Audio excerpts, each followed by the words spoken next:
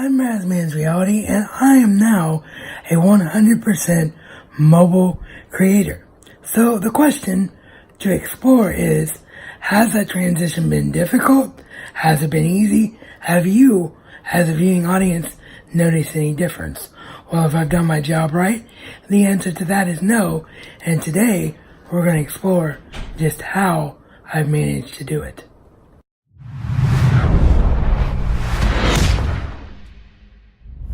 Hi, how are you? It's great to see you.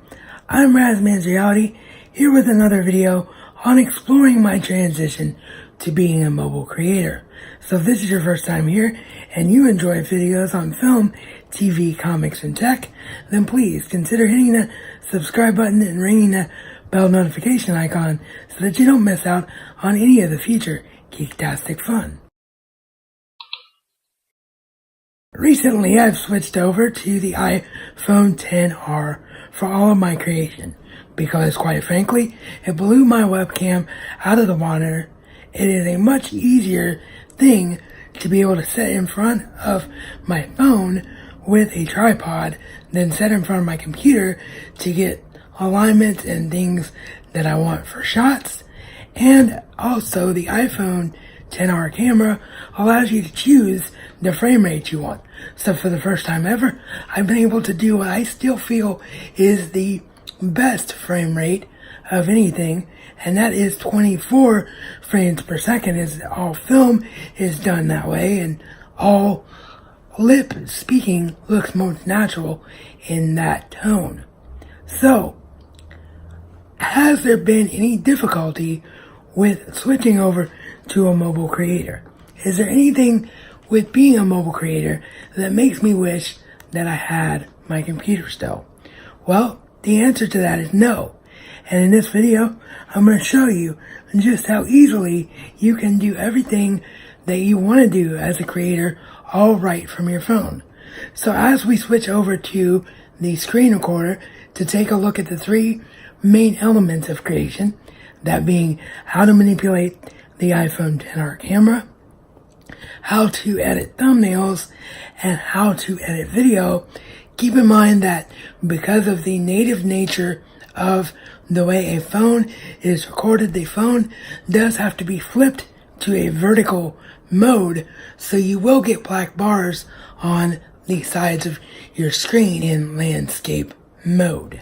Alright, so as a mobile creator, the first thing you're going to want to do is make sure that front-facing camera is the best that it can look, which is why I've chosen the iPhone XR, because with the iPhone X models, and in particular the iPhone XR being the best camera that iPhones ever produced for the cheapest price, you can actually have the front-facing camera mirror almost to the point the back-facing camera. So you eliminate the need of needing a mirror or anything like that to be able to use your rear-facing camera, because you get 1080p quality at your front-facing camera. And in my opinion, that's still all you need for YouTube creation. Yeah, it's nice to throw in 4K every once in a while if you're out and about, but you can do that on the rear-facing camera, but you don't want to have to struggle when you're utilizing your face. So in order to make sure that you're getting the 1080p look that you want from the front-facing camera, you go into settings here on your iPhone, and you scroll down, of course, to camera. And once you do that, you see that you have your record video, and I have mine set to 4K at 24 frames per second, because as I mentioned, I feel that 24 frames per second is still the best frame rate to use for everything, and it is a bonus to have the option of 4K on the back-facing camera. But if I wanted to go with a higher frame rate, I simply can click here and I choose what the back camera does. So I've got 720 HD at 30 frames per second, 1080p HD at 30 frames per second, 1080p HD at 60 frames per second, 4K at 24, 4K at 30, or 4K at 60. So what happens once you set your camera up is that the 1080p front-facing iSight camera will then match your frame rate in 1080p, hence why all my videos are now glorious 1080p at 24 frames per second. Next up, before you can even edit a video, you want to have your thumbnail ready to go. So as soon as you're done with description and all of that for your video, you throw on that beautiful thumbnail and you're ready to go. You don't have any sort of period where it's going with awkward frames as YouTube tries to look for a thumbnail. And of course, with your branding, the thumbnail is also a key so people can find you. So when I made this transition, I asked for advice in the Tube Ritual Facebook group about what is the closest thing to Photoshop that you can get on your phone, and what was highly recommended to me by Brian G. Johnson himself, the YouTube master, is Pixelmator. And he was absolutely right. This thing is Photoshop for your mobile device. Now, in the case of both Pixelmator and the editor LumaFusion here momentarily, these of course will not be full tutorials. It'll just show you a basic timeline of how you can make creations. If you all want full tutorials later, make sure you let me know that in the description box down below. But let's launch Pixelmator. And you can see in preparation for making the thumbnail, I've already uploaded my base image of all of the iPhone XRs, because obviously this is a video on the iPhone XR. So the first element that I like to have in place when creating my video thumbnail is actually the photo of myself, so I know how much real estate that I have to work with within the base of the thumbnail. Now, since getting the iPhone XR, I no longer feel it necessary to go through cutting out the background, because I now have portrait mode, and portrait mode takes that bokeh, that background depth of field, all the way down and basically cuts out the background for you. So each thumbnail can once again get a unique picture instead of a generic profile picture with a circle around it. So let's load that picture for today's video. Once my photo has been loaded, I will shrink it down to where it fits my frame nicely so that I know it's not covering up the main portion of the base photo, and I'll just cover up some of this blue iPhone XR and reach it over to the edge of the photo just like that, and we're done.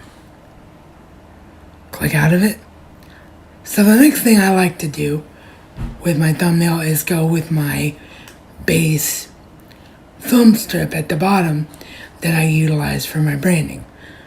Just again, to give me an idea of how much real estate I have to work with text. So let's add that.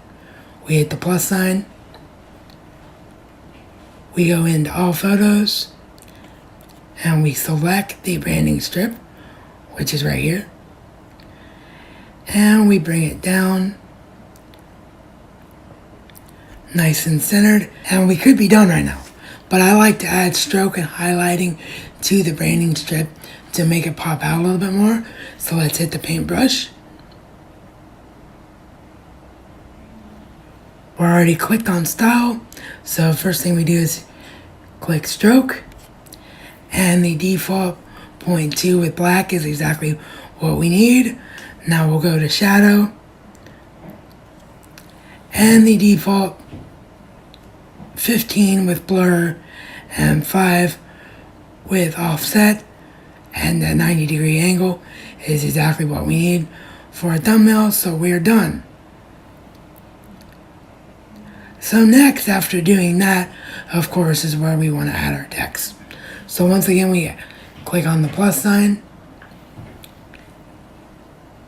We click the text icon now, and we choose this text, which is the closest thing to the alternate Gothic font that I was able to have on the PC. It's called DIN Condensed, I believe. So I'll click here, and it's always going to be your first one that you can access on the left hand side of your screen if it's your most utilize one. So we click inside and we'll go with naming this thumbnail. So we're gonna just simply use the word creation because this video is all about creation as a mobile creator.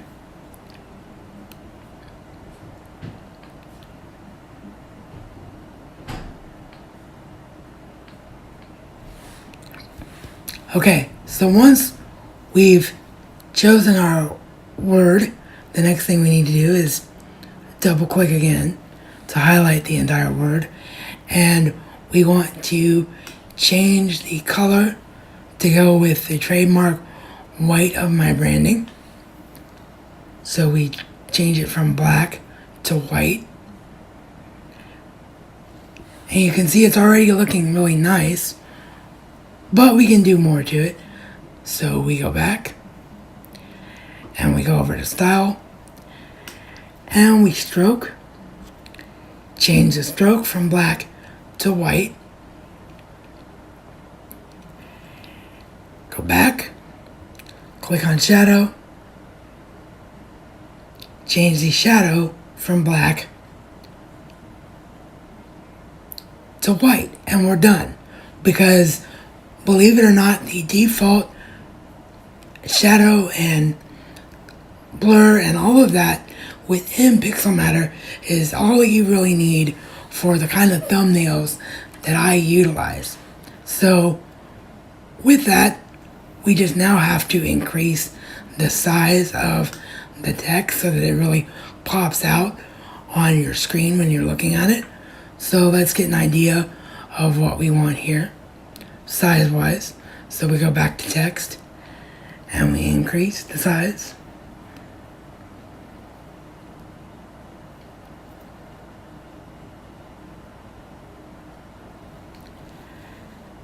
And that right there looks good. Move it over into the middle of the thumbnail, and turns out we can even go a little bit bigger. So we'll once again go into paintbrush.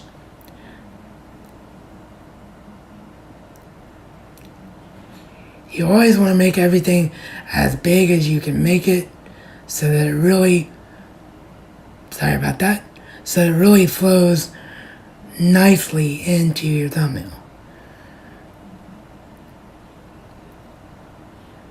And I'm just going to bring it to where it's almost touching the edge of my photo here.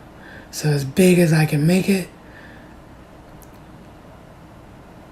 Oops, sorry about that. Sometimes that happens when you're utilizing your finger. Your finger will slip and click other things within your program.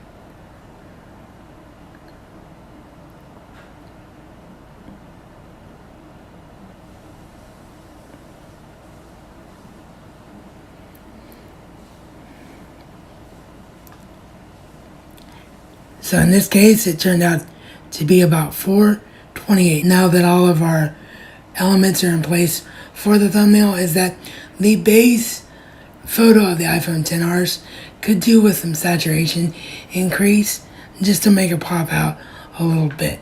So we're going to click on the base photo here, and we're going to go to the paintbrush again. We're going to go to adjust colors.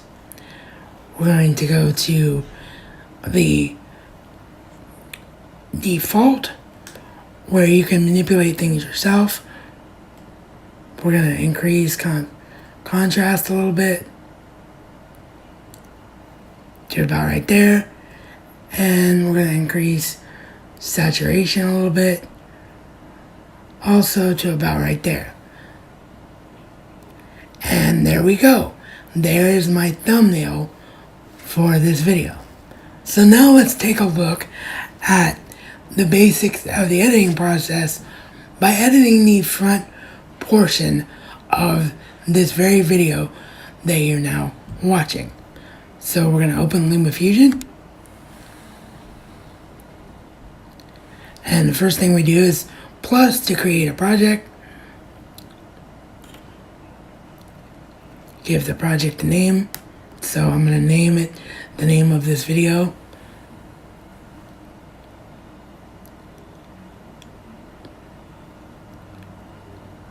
life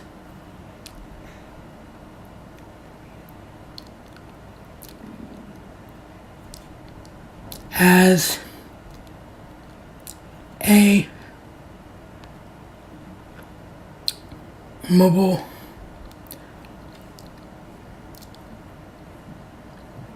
creator.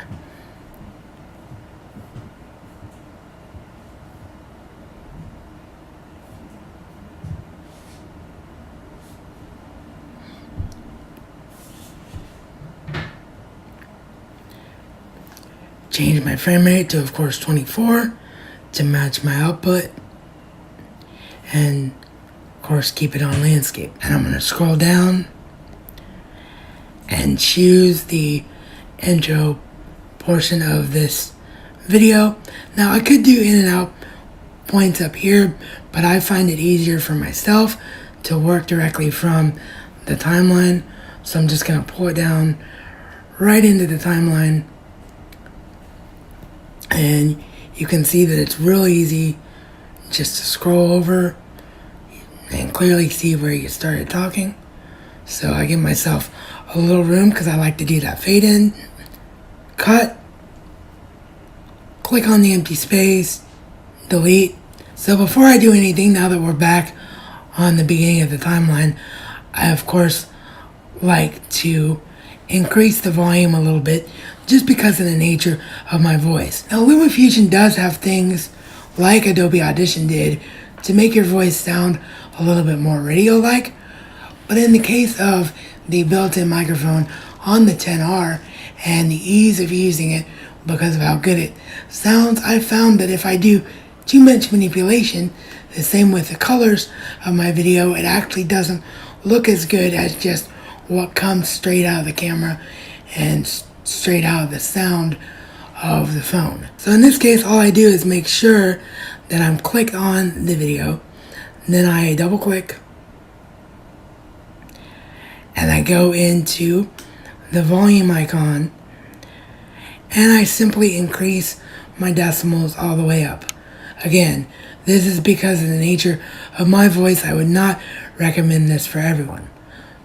And then once I'm done with that, I hit this little plus sign over here, and that is where I add my transition, which will give me that fade in from black. Play it back. You're not going to be able to hear it because the microphone is recording my voice, not the on-camera phone audio. But I'm going to get through all my intro pieces here on the timeline. A little bit of space just to make sure we're not cutting off our word, or my word in this case. And then from here, instead of deleting or moving forward, I of course add my intro. Choose my intro and drop it down.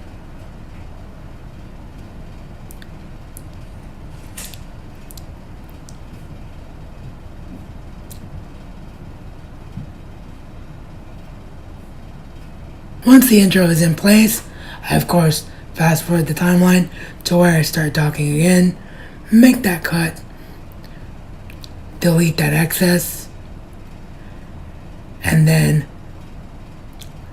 add that transition so it gives me a nice flow from the back of the intro to my starting to talk again. Same thing here, we go to the next break point where we're going to insert our remember to subscribe action video. So we cut. I'm going to go forward here because this one's a little bit shorter. Cut. Delete. Grab the remember to subscribe video. Drop it down.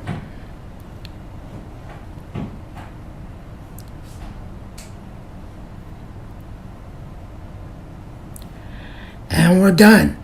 That is the entire front portion sorry, the pause button not cooperating with me there, but that is the entire front portion of my video as far as like what you see. I'm not going to edit the entire front video here, but that is all it takes, the basics in LumaFusion. And then if I was done, I would simply click up here, click on movie, click on photos so that I can watch it back myself before uploading it to YouTube, switch it from standard all the way up to extreme, don't have to change anything else, and then I would hit this little icon here to render it out. So there you have it. That is all of my ability as a mobile creator and how easy it has been for me to achieve it. If you enjoyed this video and would like to know why I've chosen the Apple ecosystem over the Android ecosystem, you can check out my continuation in this series with a part 2 on IGTV. That video will go up simultaneously at the same time this video goes live.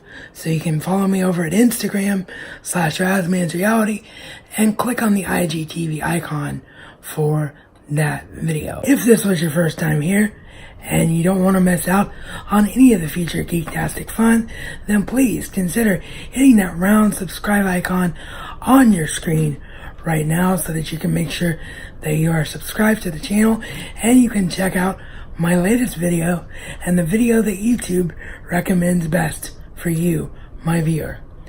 And as always, this has been your RazMansReality Check.